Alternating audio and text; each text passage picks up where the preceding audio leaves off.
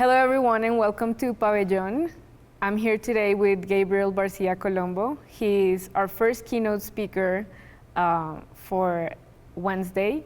And for those of you who are just getting acquainted with Gabriel's work, he's a mixed media artist. How else would you describe what you do, Gabe?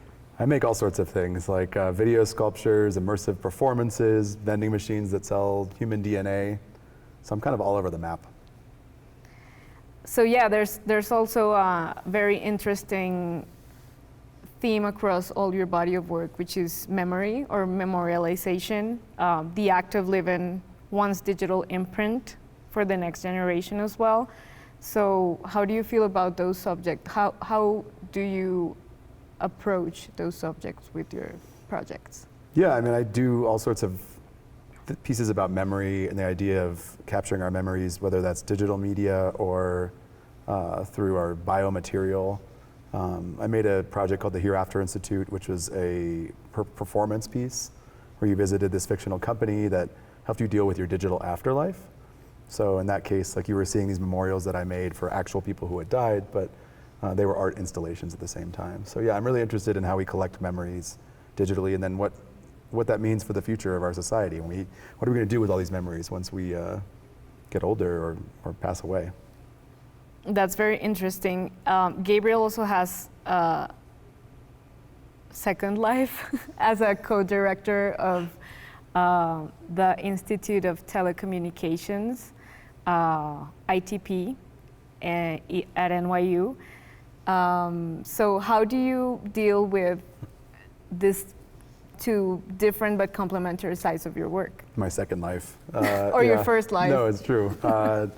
It's interesting. I mean, being a professor is helpful for making art, I think, too, because you're constantly thinking about new ideas and working with your students and helping them to develop concepts. So I think it's really a way to stay current, especially when you're teaching technology, to like be able to learn something new while you're teaching it sometimes, and to learn from students. Like I learn from them as much as they learn from me, you know? So I think it's weird to teach in a program like that too, because everything's changing all the time. So you have to constantly be learning, you know? It might be different than if you're teaching the same Shakespeare text for years and years and years, maybe. Have you ever worked with your students, like outside school? Yeah. I mean, I've worked with a bunch of students on different projects.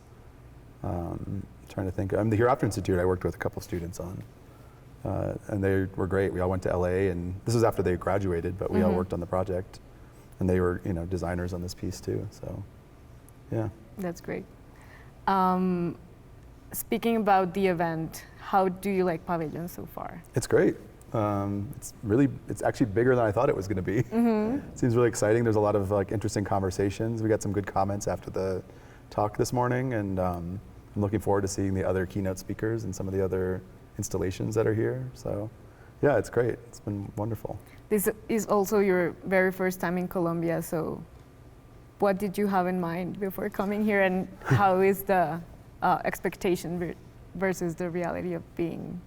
Well, I've only been here for like 8 hours. So, but I think it's really beautiful here. Like we went on a car ride this morning, and I think I didn't expect it to be quite as mountainous as it is, maybe. Yeah, it's interesting to see the whole city from like an overlook for the first day. Yeah, it seems like people here are really friendly and, helpful, and I don't know, it seems like a wonderful country. I hope to spend more time here. Great. So thank you, Gabriel.